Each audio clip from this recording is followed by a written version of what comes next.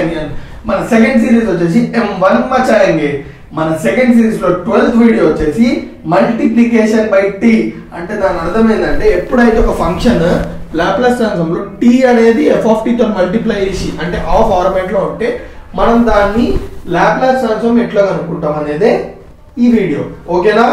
So ఇప్పుడు మనము Laplace transform of t power n into f of t is equals to -1 whole power n d power n by ds power n into f bar s. దీన్ని prove చేయాలి. So ఎట్లా prove చేస్తాము? Simple, మన basic step నుంచి start చేద్దాము. So Laplace transform of f of t is equals to f bar s. So ఈ Laplace transform of f of t ని నేను రాసుకుంటున్నా is equals to integral 0 to infinity e power minus st into f of t dt is equals to f bar s. So ఇప్పుడు నేను ఏం చేస్తున్నా అంటే correct చూడండి, ఏం చేస్తున్నా అంటే ఈ రెండింటిని కన్సిడర్ చేస్తున్నా 2 and 3ని. సో 2 and 3ని కన్సిడర్ చేసిన. సో దీనికి నేను ఏం చేస్తున్నా అంటే లెబ్నిట్జ్ రూల్ అండర్ ఇంటిగ్రల్ సైన్ని అప్లై చేస్తున్నా. So we're applying Leibniz rule under integral sign. So ఈ Leibniz rule under integral sign అంటే ఏందో మనకు తెలియాలి, అవునా కదా? So Leibniz rule under integral sign అంటే మీకు అర్థం కావడానికి నేను ఒక సింపుల్ ఫంక్షన్ తీసుకున్నా. I is equals to integral a to b f of x comma y dx. So దీనికి మనం ఇంటిగ్రల్ సైన్ అప్లై చేయాలంటే ఏంది? Leibniz rule under integral sign apply చేయాలంటే సింపుల్, మనము ఈ ఫంక్షన్లో ఒక వేరియబుల్ని కన్సిడర్ చేయాలి. ఎక్సా వైయా ఎట్లా కన్సిడర్ చేయాలంటే ఆ వేరియబుల్ అనేది ఇంటిగ్రేషన్కి వాడొద్దు మనం. అంటే దాని అర్థం ఏంది? See we are integrating this function with respect to dx. అంటే we are using X variable for integrating, అవునా కదా?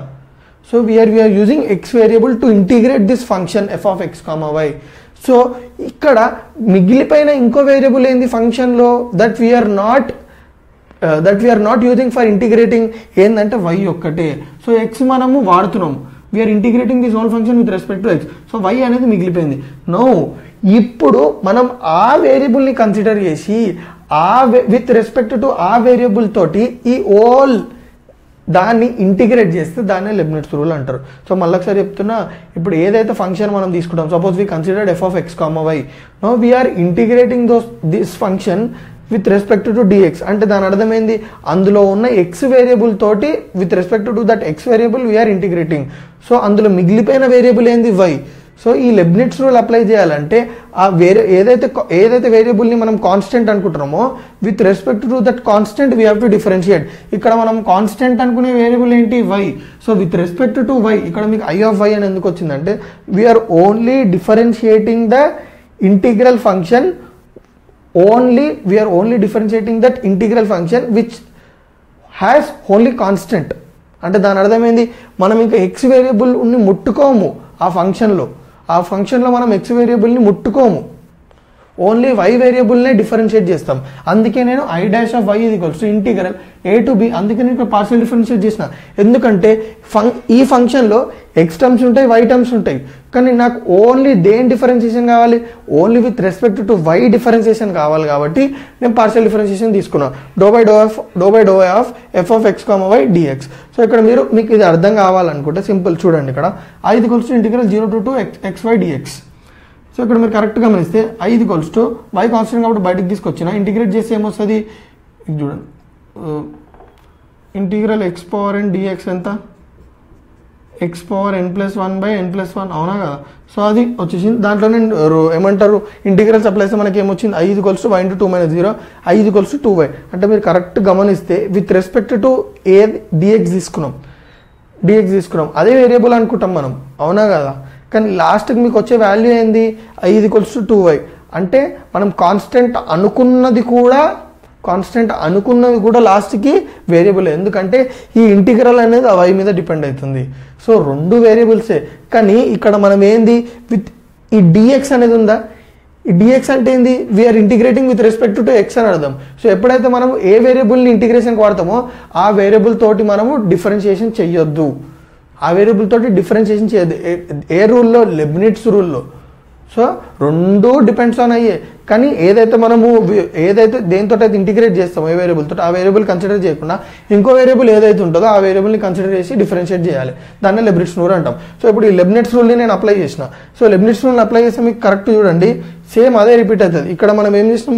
పార్షియల్ డిఫరెన్షియేషన్, ఇక్కడ కూడా పార్షియల్ డిఫరెన్షియేషన్ చేసినాం ఇంటిగ్రేషన్లో. ఇది equals to d by ds of f bar s.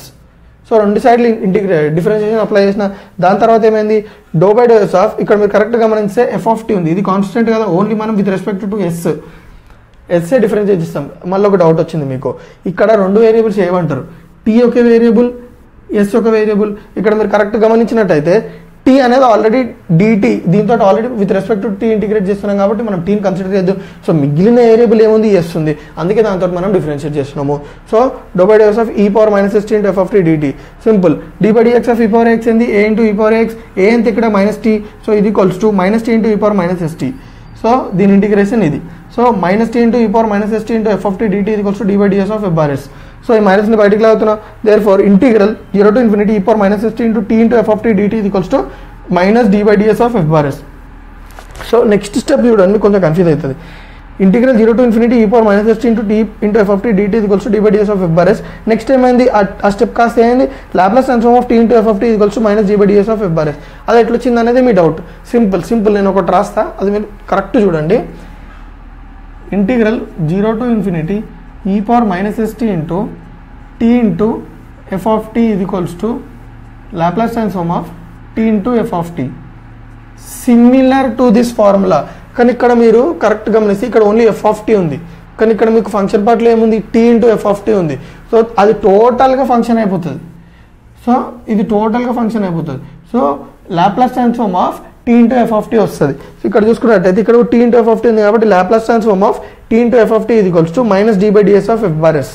అర్థమైందా సో ఇప్పుడు మీరు కరెక్ట్ గమనించినట్టయితే మనకి ఓన్లీ 1t ఉంది కానీ ఇక్కడ ఎన్ని టీస్ ఉన్నాయి t పవర్ n అంటే ఎన్ని టైమ్స్ మనం లెబ్నిట్స్ రూల్ అప్లై చేయాలి n టైమ్స్ లెబ్నిట్స్ రూల్ అప్లై చేస్తే మనకి అప్పుడు ఇది వస్తుంది సో ఇప్పుడు సింపుల్ 1 టైం చేసినప్పుడు మనకి ఏమొచ్చింది ఒక మైనస్ వచ్చింది ఒక t వచ్చింది అవునా కదా సో సెకండ్ టైం నేను లెబ్నిట్స్ రూల్ అప్లై చేసినాను అనుకో Laplace transform of t square into f of t is equals to minus 1 whole square అది ఎందుకు వచ్చింది అనేది మీకు డౌట్ సో ఇప్పుడు ఫస్ట్ ఒక మైనస్ వచ్చింది నెక్స్ట్ లెబ్నిట్స్ రూల్ వచ్చినప్పుడు కూడా ఇంకొక మైనస్ వస్తుంది అప్పుడు ఏమవుతుంది minus into minus hole square అవునా కదా నెక్స్ట్ టైం అప్లై చేసినావు ఇంకో మైనస్ జనరేట్ అయింది మైనస్ క్యూబ్ అట్లా ఏమవుతుంది అంటే ప్రతిసారి లెబ్నిట్స్ రూల్ అప్లై చేసిన కొద్ది మైనస్ అనేది ప్రొడ్యూస్ అవుతూనే ఉంటుంది ఈ మైనస్ నీటి పంపిస్తే ఇటు ఎగ్జిస్టింగ్ మైనస్తో పాటు అది కూడా యాడ్ అయిపోతుంది సో అందుకే దానికి ఒక డైరెక్ట్ ఒక ఫార్ములా అన్నాను కానీ ఎన్ని మైనస్లు ఉన్నాయో తెలుసుకోవడానికి డైరెక్ట్ -1 పవర్ n అనేది చెప్తుంది అర్థమవుతుందా సో సింపుల్